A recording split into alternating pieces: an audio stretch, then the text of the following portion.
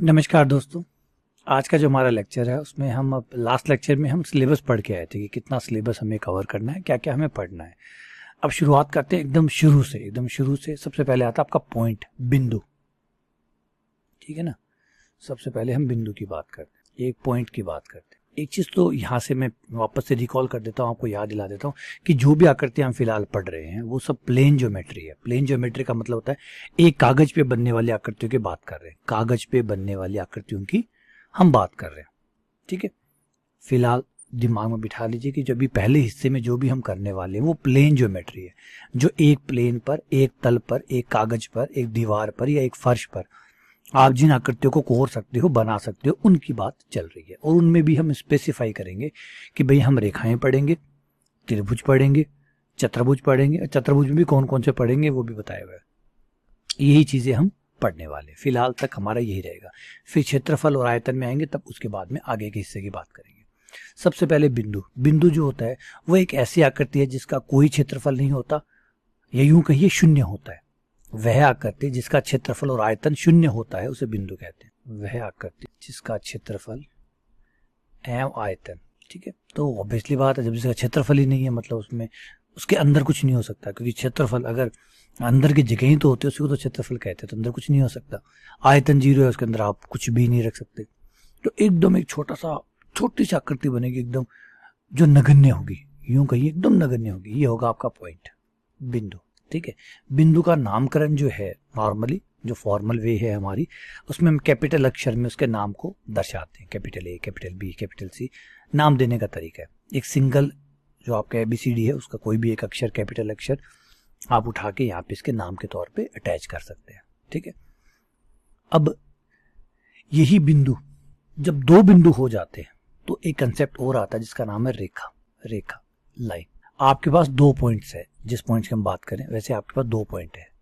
तो ये जो दो पॉइंट है कंप्यूटर स्क्रीन पे है दोनों पॉइंट, क्योंकि मैंने कहा हम प्लेन के ऊपर काम करेंगे। प्लेन के ऊपर मतलब फर्श के ऊपर, कागज के ऊपर, इस तरीके से तल होगा जिस पे हम काम करेंगे। तो तल पे हमारे दो पॉइंट है, एक है पी और एक है क्यू। इन पी और क्यू को अगर हम मिलाएं तो हमारे पास मिलाने के कई तरीके हैं। पी और क्यू को मिलाने के हमारे पास कई तरीके हैं। मान लीजिए पी और क्यू को हम ऐसे मिला सकते हैं।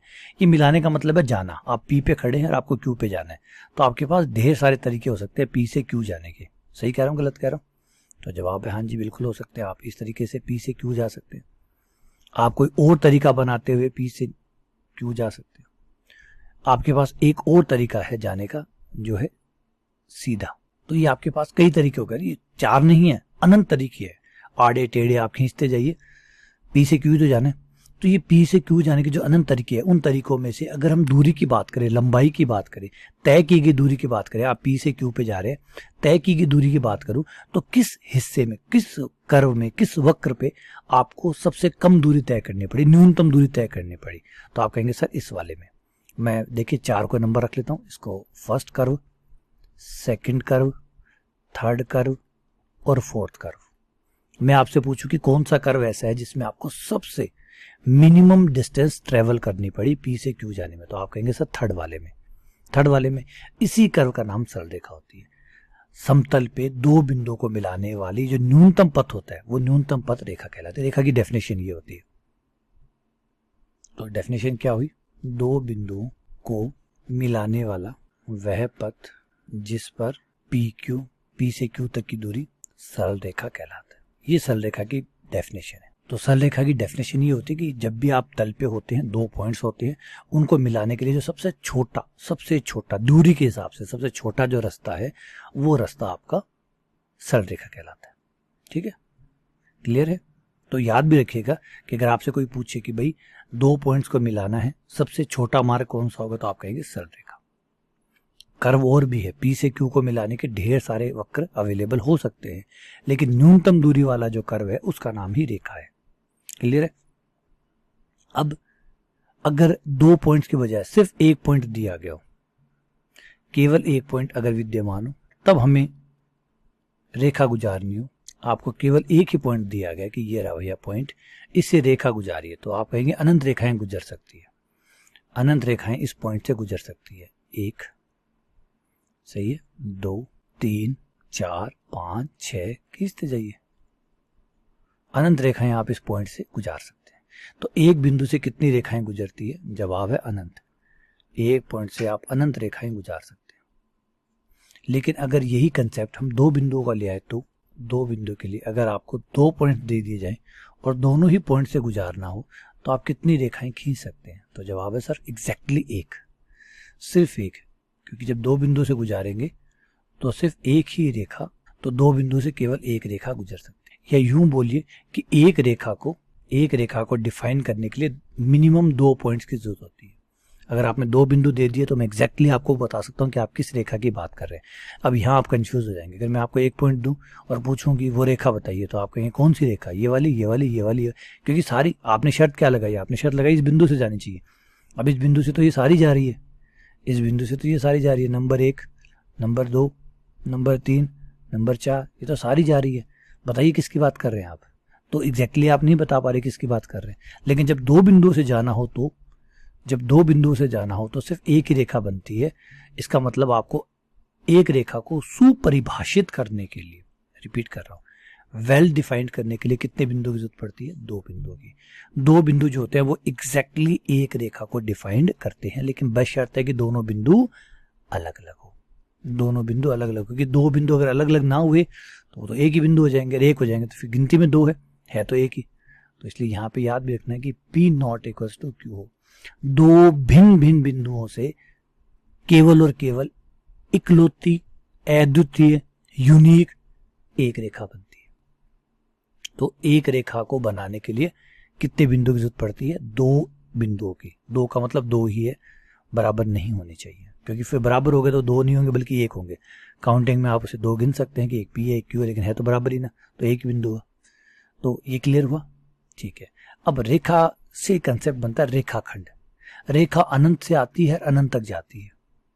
रेखा अनंत से आती है, अनंत तक जाती है, यानी लाइन अनंत से आती है, मतलब उद्गम जो है अनंत से आती है और अनंत को ही जाती है। ना इसका कोई आदि है ना कोई अनादि है, ना कोई आदि ना कोई अंत, कोई शुरुआत नहीं कोई अंत नहीं।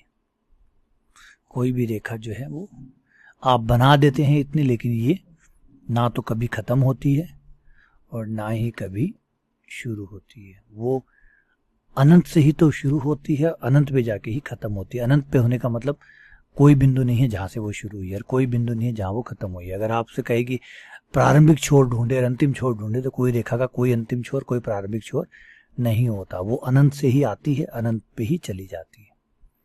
बात समझ में आई? अनंत से आती है, रिपीट करूं, अनंत को ही जाती है। ये रेखा का कंसेप्ट होता है।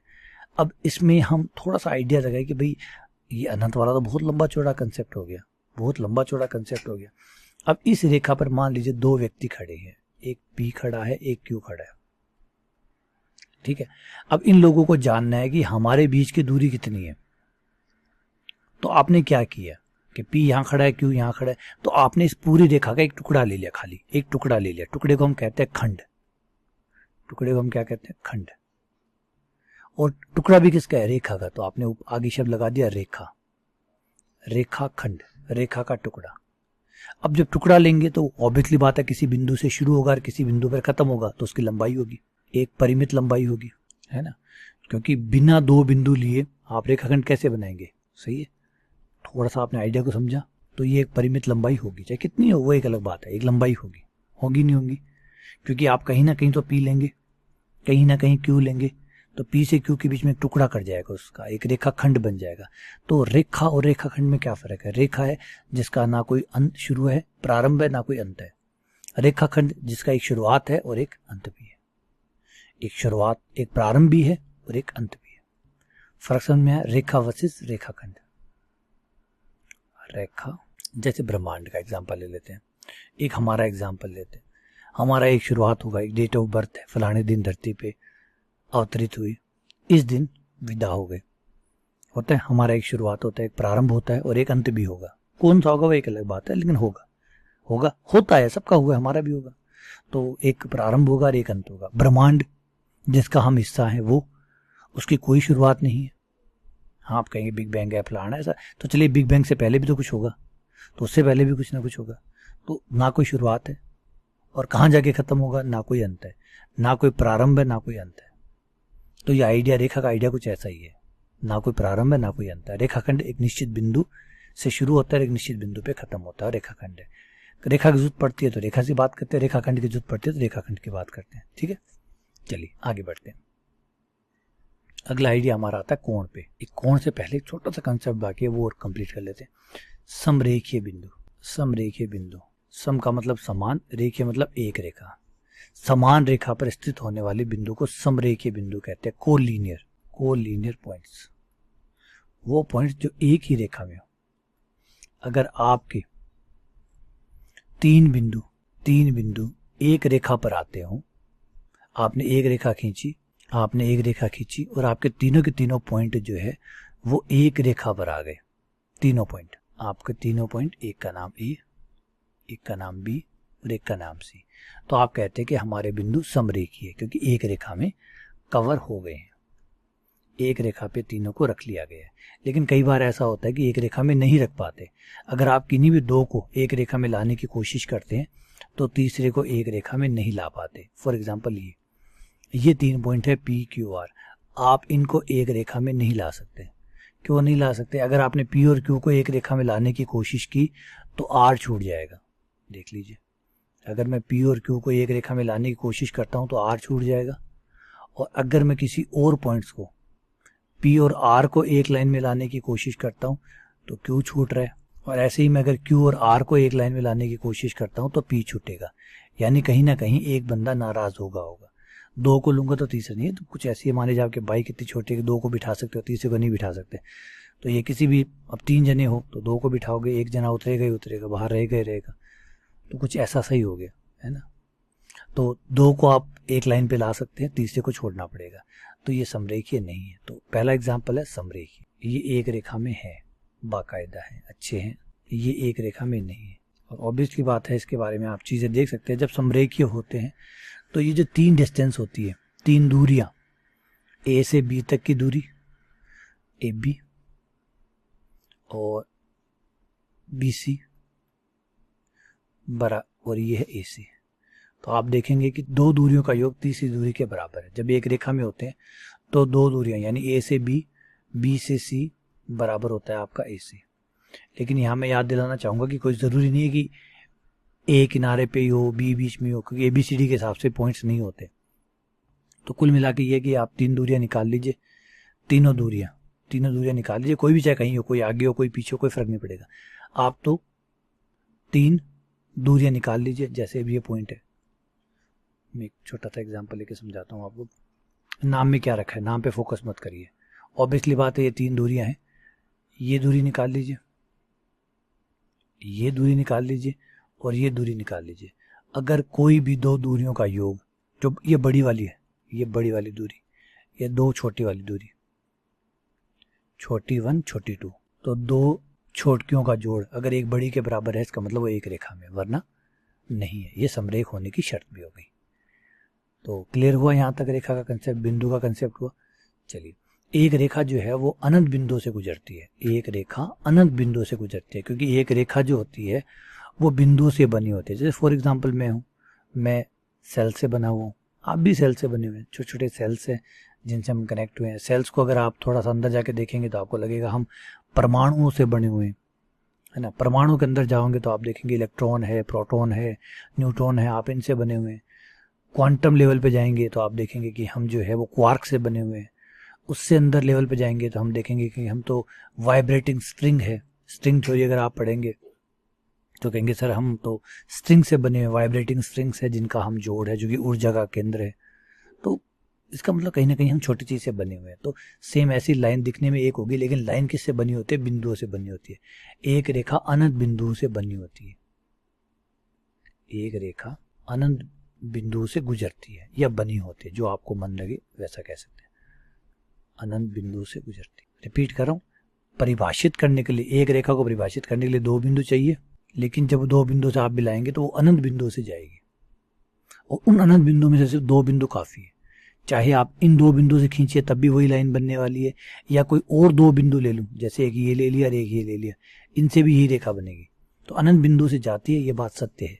लेकिन उन अनंत में से कोई भी दो बिंदु अगर आपको पता है तो आपको वो रेखा बना सकते हैं, एग्जैक्टली वही रेखा, कोई कंफ्यूजन नहीं होगा। क्लियर हुआ यहाँ पे? कंसेप्ट क्लियर है? चलिए थोड़ा सा आगे बढ़ते हैं। अब आ जाते हैं कोण पे, जो कि सबसे इंपॉर्टेंट टॉपिक है। कोण, दो प्रतिच्छेदी रेखाओं, दो रेखाएं जो काट रही है, रेखाओं में एक रेखा का दूसरी रेखा के सापेक्ष घुमाव, और वो भी एंटी क्लॉकवाइज। हम एंटी क्लॉकवाइज ही घुमाएंगे, ऐसा तो नहीं कि हम क्लॉकवाइज नहीं घुमा सकते, वो पॉजिटिव नेगेटिव में आ जाएगा। घुमाव कोण या एंगल कहलाता है। क्या हुआ इसका मतलब समझिए। मान लीजिए आपके पास दो रेखाएं हैं, एक व्हाइट लाइन है, एक पिंक लाइन है। अब आप ये देखिए कि जो पिंक लाइन है वो व्हाइट लाइन के सापेक्ष कितना घूमे। ये जो घुमाव है, इस घुमाव को नापना है, कितना घूमे। ऑब्वियसली बात है घूमी हुई है, कुछ तो बीच में गैप है। ये जो गैप है ये घुमाव है, लेकिन कितना घुमाव है। अब आप कहेंगे सर कितने की क्या जरूरत है? कितने की इसलिए जरूरत है बेटा कि हमें पता कैसे चलेगा कि ज्यादा घूमी है कि कम घूमी है, और ज्यादा घूमी है तो कितना घूमी है। चलिए समझाता हूँ, ठीक है। यहाँ पे देख लीजिए, यहाँ पे आपको व्हाइट वाली रेखा के सापेक्ष मैंने 3 लाइनें बनाई है, ठीक है। Line number 1 green line, line number 2 pink line, line number 3 blue line, ठीक है। अगर मैं आपसे पूछूं कि ज्यादा कौन सी घूमी है तो आप कहेंगे सर तीसरी लाइन ज्यादा घूमी हुई है। फिर दूसरे नंबर पे कौन है तो आप कहेंगे सेकंड लाइन। तीसरे नंबर पे कौन है? Green line. ठीक है, ये बात तो ठीक है, यहाँ तक कोई दिक्कत नहीं है। ऑब्वियसली बात आप देख पा रहे हैं कि कौन ज्यादा घुमा हुआ है, कौन कम घुमा हुआ है।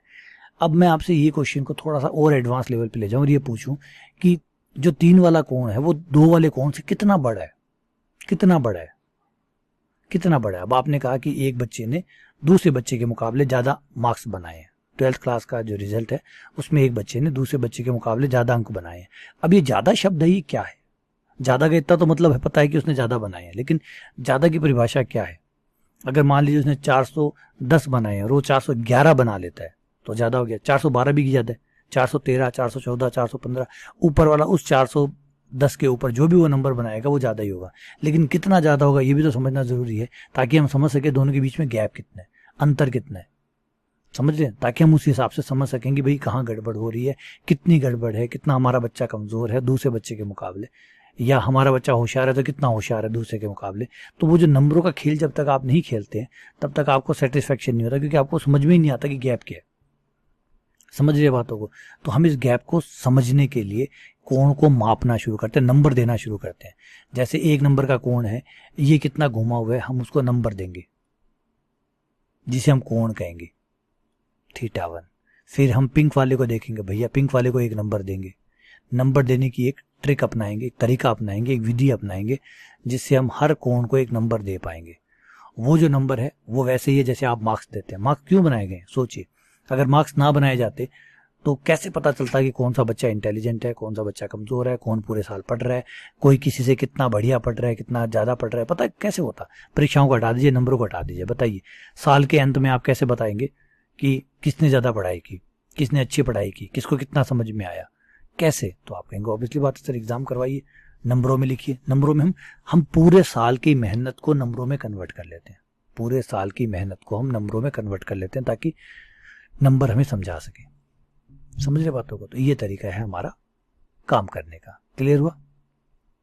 अब कोण जो है उसे नापने के लिए हमारे पास 2 पद्धतियां हैं, वैसे तो 3 पद्धतियां हैं, लेकिन खास तौर पर जो फेमस पद्धति है कोण का मापन या मात्रक, मेजरमेंट ऑफ ए एंगल। इसके लिए हम डिग्री का इस्तेमाल करते हैं, ठीक है। दूसरा होता है रेडियन का, तीसरा एक और होता है ग्रेडियन, लेकिन बहुत बहुत रेयर केस में हम उसका इस्तेमाल करते हैं।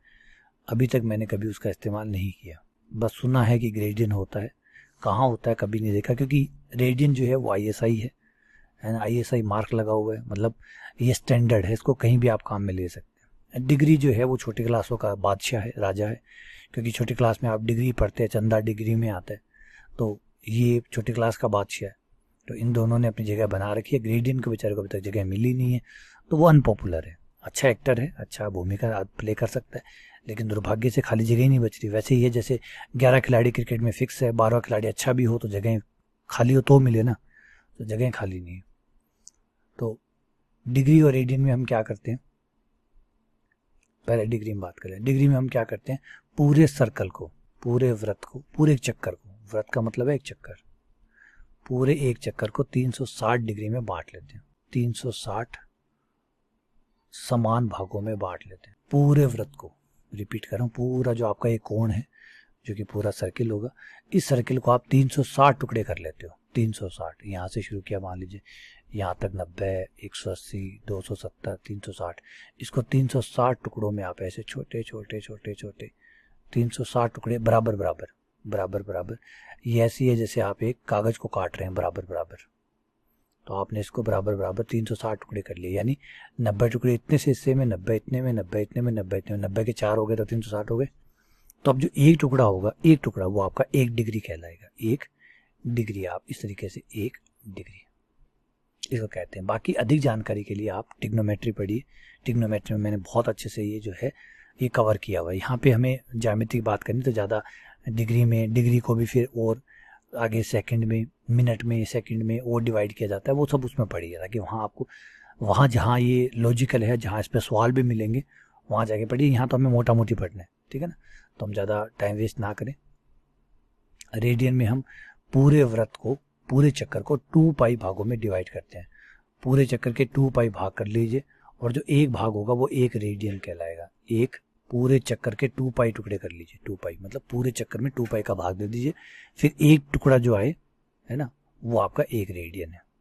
तो ये हो गए। क्लियर है? क्लियर है ये बात। ग्रेडियन में आप 100 टुकड़े करते हैं, और वैसे टोटल 400 टुकड़े करते हो, 400 भाग, और एक भाग जो है वो 1 ग्रेडियन कहलाता है। क्लियर है? तो आप डिग्री और रेडियन पे फोकस करेंगे, अधिकतर हमारा काम डिग्री से निकल जाएगा, रेडियन की जरूरत ही नहीं पड़ेगी।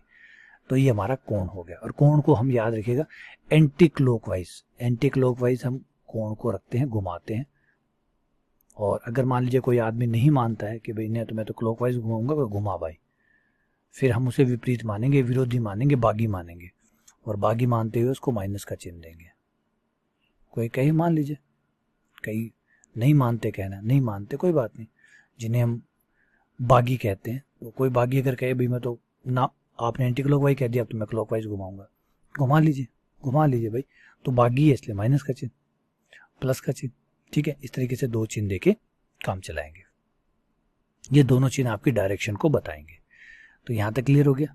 चलिए आगे बढ़ते हैं, ठीक है। तो यहाँ पे याद रखिएगा एक चीज में कि भाई आपने जो देखा कि वही एक सर्किल है, उसी सर्कल को 360 भाग बना रहे हैं। एक बार उसी सर्कल के, जब ग्रेडियन की बात आती है तो 400 बनाते हैं, जब रेडियन की बात आती है तो 2 पाई बनाते हैं। तो जो डिग्री में 360 है, क्योंकि चक्कर तो वही है, उसी के 360 टुकड़े कर रहे हैं, तो डिग्री में 360 कर रहे हैं, रेडियन में 2 पाई कर रहे हैं, और ग्रेडियन में 400 कर रहे हैं। ऊपर जी नाम रख दीजिए ताकि पता चल जाए ग्रेडियन है। तो ये बराबर होते हैं, याद रखिए 360 डिग्री बराबर 2 पाई बराबर 400, ठीक है। अगर आपको आपस में इंटरचेंज करना हो रेडियन, डिग्री और ग्रेडियन को, तो आप इस तरीके से कर सकते हैं, d/90 रेडियन अपॉन पाई 180 बराबर ग्रेडियन अपॉन 200। इस रिलेशन में कोई भी, अगर आपको डिग्री पता है तो d का मान रख के आप ग्रेडियन निकाल सकते हैं, ग्रेडियन पता है तो g रख दीजिए, r निकाल लीजिए, कोई भी जो पता है वो रख के बचा हुआ 2 निकाल सकते हैं। आप एक को दूसरे रूप में कन्वर्ट कर सकते हैं। और जैसे मैंने कहा कि अधिक जानकारी के लिए प्लीज ट्रिग्नोमेट्री पढ़िए, उसमें आपको ये सारी जानकारी मिल जाएगी। यहाँ तो हमें बहुत 10th लेवल का पढ़ना है, तो हम उसी पर अपने आप को स्टिक करें तो ज़्यादा ठीक रहेगा, ठीक है। चलिए यहाँ ब्रेक देते हैं। यहाँ अब कोण को आगे बढ़ाने से पहले मैं आपको वापस से एक याद दिला देता हूँ कि ये जो सब चीज़ें हम पढ़ रहे हैं वो एक समतल पे पढ़ रहे हैं। तो हमने जो मुखिया है उसको हाईलाइट करना ज़रूरी है कि भैया मुखिया जो है वो समतल है, जिस पे ये सारा खेल चलेगा वो है प्लेन। सब कुछ प्लेन के ऊपर ही चल रहा है, ध्यान रखिएगा, भूल मत जाइएगा, हम प्लेन के ऊपर ही चल रहे हैं। आपकी जो लाइनें बन रही है वो भी प्लेन के ऊपर है, यानी जो प्लेन है, प्लेन क्या होता है पहले तो डिफाइन कर दे। प्लेन क्या होता है? प्लेन एक कागज होता है, ऐसा कागज जो अनंत लंबाई का, अनंत चौड़ाई का होता है, जिसकी लंबाई अनंत होती है, जिसकी चौड़ाई अनंत होती है। कागज पे मैं अनंत लंबाई बना नहीं सकता क्योंकि मेरी खुद की स्क्रीन जो है वो अनंत है नहीं। तो हम क्या करते हैं, एक सांकेतिक तरीके से बना लेते हैं, ऐसे dot dot dot dot dot dot का मतलब ये यहाँ है ही नहीं, एक्चुअली ये चलता जा रहा है। तो डॉट डॉट इस बात का प्रतीक है कि जैसे हम बनाते हैं ना, दो 3 4 5 फिर डॉट डॉट डॉट डॉट कर देते हैं। डॉट डॉट का मतलब क्या, चलते जाइए चलते जाइए। तो इसकी कोई लंबाई कोई चौड़ाई नहीं है, बस चलते रहिए। कहाँ तक, अनंत तक। ये जो लंबाई चौड़ाई है ये अनंत तक चलती रहेगी। सही है। एक कागज जो है वो अनंत अनंत समतल का एक, जैसे रेखा का रेखाखंड है, वैसे ही ये आपका जो कागज है वो एक पूरे प्लेन का एक खंड है। ठीक है, समतल खंड के नाम से उसको पुकारा जा सकता है। जैसे रेखाखंड, रेखा का एक टुकड़ा रेखाखंड कहलाता है, वैसे समतल का एक आपका जो कागज है वो एक अनंत अनंत समतल का एक टुकड़ा है। अब ये अनंत तक जाता जाएगा, अनंत तक चलता जाएगा। जैसे ब्रह्मांड है, अनंत तक आप देखते जाइए, कभी खत्म नहीं होगा। पीछे देखिए, कभी खत्म नहीं होगा। बाईं तरफ देखिए, कभी खत्म नहीं होगा। दाईं तरफ देखिए, कभी खत्म नहीं होगा। तो अनंत समतल होता है। लेकिन सबसे अच्छी बात पता है क्या, इसकी मोटाई 0 होती है। मोटाई 0 होती है। जैसे आजकल फोन आते हैं ना, हम कहते हैं देखिए कितना पतला है, कितना पतला है। ये सब इतने पतले नहीं जितना समतल पतला है। समतल की मोटाई कितनी होती है, 0। यानी हमारा सबसे स्लिम जो है, जैसे कोई कहता है वीवो का फोन स्लिम है, कोई कहता है एप्पल का फोन स्लिम है, ना ना, कोई फोन स्लिम नहीं है। सबसे स्लिम है प्लेन समतल। हमारा गणित का जो समतल है वो सबसे स्लिम है, उससे स्लिम कोई हो ही नहीं सकता, क्योंकि मोटाई 0 है। 0 से कम तो हो ही नहीं सकती। तो हमारी मोटाई 0 है। तो एक कागज जो है वो भी हमारे समतल से मोटा है, क्योंकि हमारा समतल की तो मोटाई है ही नहीं, वो है 0। तो है ना, तो ये है समतल। तो हमारा सारा का सारा खेल जो भी हम कर रहे हैं, क्या क्या हमने कहा, ये पॉइंट है तो वो समतल पे ही है। हमने कहा रेखाएं, वो भी समतल पे ही है। हमने कहा कोण, याद रखिए, वो भी समतल पे ही है। सब कुछ जो चल रहा है, सारा खेल जो चल रहा है वो समतल पे चल रहा है। जैसे क्रिकेट का सारा गेम स्टेडियम में चलता है ना, सब कुछ चलता है स्टेडियम में रहा है। कोई रन बना रहा है, शतक बना रहा है, डबल शतक बना रहा है, कोई 10 विकेट ले रहा है, कोई 3 विकेट ले रहा है, कुछ और कर रहा है, कोई बढ़िया कैच ले रहा है। सब कुछ चल कहाँ रहा है, स्टेडियम के अंदर ना। तो बिल्कुल बस यही है, याद रखिए पूरा का पूरा खेल जो, इसलिए प्लेन ज्योमेट्रिक आ गया है। सारा ज्योमेट्री का खेल प्लेन के ऊपर चलेगा। ये ग्राउंड बना दी कि भैया आओ यहाँ पे खेलो। क्लियर है। तो चाहे बिंदु हो, चाहे रेखा हो, चाहे कोण हो, सब कुछ प्लेन के ऊपर ही चलेगा। ठीक है। तो इसलिए तो जो समतल है, हम जिन रेखाओं की बात करते हैं, रेखाओं का नाम आप रख सकते हैं समतलीय रेखाएं, समतलीय रेखाएं, कोप्लेनर। ठीक है, क्योंकि ऑब्वियसली बात है हम एक ही समतल पे बात करना चाहते हैं, है ना, एक ही समतल के ऊपर बात करना चाहते हैं। तो समतलीय रेखाएं मतलब एक ही समतल पे रेखा हो। ये रेखा जैसे समतल पे, ये रेखा, कोई और रेखा, ये सब एक समतल पे है। तो इन रेखाओं को हम बोलते हैं कि भैया ये रेखाएं समतलीय रेखाएं, एक समतल पे है तो समतलीय रेखाएं। अब यहाँ पे एक वर्ड और प्यारा वर्ड आता है जिसका नाम है संगामी। संगामी, जब वो समतल पे होंगी, संगामी रेखाएं, प्यारा शब्द। Concurrent lines, concurrent lines. ये जो कॉन्करेंट लाइंस होती है, संगामी रेखाओं का मतलब होता है कि जब सारी रेखाएं, आपके पास 2 हैं, 3 हैं, 4 है, वो सारी रेखाएं एक ही बिंदु से जाती है। संगामी, एक के संगामी, साथ साथ गमन कर रही है, संगामी। तो जब आपका पॉइंट ऑफ इंटरसेक्शन सभी रेखाओं का एक होता है, ये रेखा पहली, ये रेखा दूसरी। अब ऑब्वियसली बात है 2 रेखाएं हैं तो 2 रेखाएं तो एक ही बिंदु से जाएगी, काटेगी तो। लेकिन बात इंटरेस्ट तब आ जाता है जब तीसरी रेखा भी आती है, वो भी यहीं से जाती है। अब संगामी बिंदु का इंटरेस्ट बनता है। देखिए 2 रेखाओं में संगामी कहाँ हुआ, 2 रेखाएं तो एक ही बिंदु पे काटेगी, लेकिन जब वो 2 रेखाएं काट देती है, फिर वो जो पॉइंट क्रिएट हो जाता है, वहां से अगर तीसरा गुजरता है तो हम कहते हैं संगामी। तो 3 रेखाएं, 3 या 3 से ज्यादा रेखाएं जब एक ही बिंदु से गुजरती है, तो 2 पे शुरू नहीं होती है लाइन, 3 से शुरू होती है। 3 एवं, क्योंकि 2 तक तो कोई नई बात है ही नहीं, 2 तक तो कोई विचित्र बात है ही नहीं, बात है 2 के बाद में। क्योंकि 2 रेखाएं जब काटेगी तो एक बिंदु बनेगा, क्योंकि ऑब्वियसली बात है 2 रेखाएं चाहे कोई सी ले लीजिए, वो जब भी काटेगी एक बिंदु बनाएगी। तो वो जो बिंदु बनेगा, अब वहां से अगर तीसरी लाइन को कोई जरूरी नहीं कि वो वहां से जाए, ऊपर से भी जा सकती थी, इधर से भी जा सकती थी, लेकिन वो तीसरी रेखा भी अगर वहां से चली जाती है तो हम कहते हैं भैया देखिए इन 2 ने प्रतिशत बिंदु बनाया, उससे ये रेखा भी जा रही है, मतलब संगामी है। 3 एवं 3 से अधिक रेखाएं एक ही बिंदु पर प्रतिच्छेद करती है या गुजरती है, ये या तो ये आप बोल सकते हैं कि एक ही बिंदु पे सब काट रही है, गुजरती है तो संगामी रेखा कहलाती है। ठीक है ना, एक ही बिंदु से, एक ही पॉइंट से, पहली लाइन भी, दूसरी लाइन भी, तीसरी लाइन, तीनों गुजरी है तो इनको संगामी रेखाएं। ठीक है, अब बात कर लेते हैं बिंदुओं की। तो जब आपके 3 बिंदु, 4 बिंदु, 5 बिंदु एक ही समतल पे हो, ये व्हाइट वाला, ये आपका ग्रीन वाला, ये आपका रेड वाला, ठीक है, ये ब्लू वाला है ना, और ये आपका कुछ और शानदार सा कलर, और ऐसे ही आपके कुछ और कलर। ये सारे कलर देखिए, सारे पॉइंट्स देखिए और गौर करिए, ये सारे पॉइंट तो हम तो कहते हैं समतलीय बिंदु। समतलीय बिंदु मतलब एक ही प्लेन वाले बिंदु, कोप्लेनर पॉइंट्स। क्लियर है?